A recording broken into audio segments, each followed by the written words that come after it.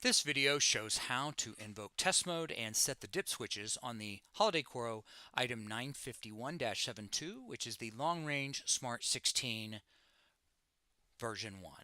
Alright, to put this receiver into test mode, we can come over here to the test mode button on the left and simply press and hold it. A blue LED will come on indicating you're in test mode. Continue to press the button briefly to move through the red, green, blue, and white test modes. When you're ready to exit test mode, press and hold the button until the blue light goes off. To set the dip switch addresses on this receiver, we set them using this two-position switch. It is important to understand that this particular receiver has sequential addressing for the receivers, and it is fixed at groupings of 4.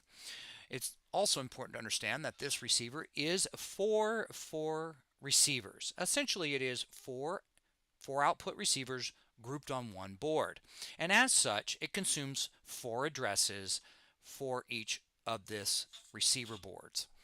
So in the down position, that is 0, 1, 2, 3, and that's the factory position you should receive your receiver at.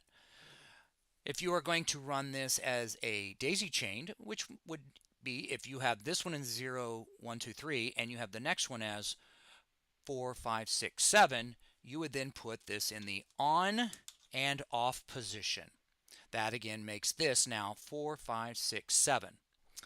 If you are going to run this in the 8, 9, 10, 11, you will turn the switch off and on. So 1 is off or down and 2 is on or up. And finally, in the 12, 13, 14, 15 position, remember, we are working with a starting address of 0. It will be in the up or on position.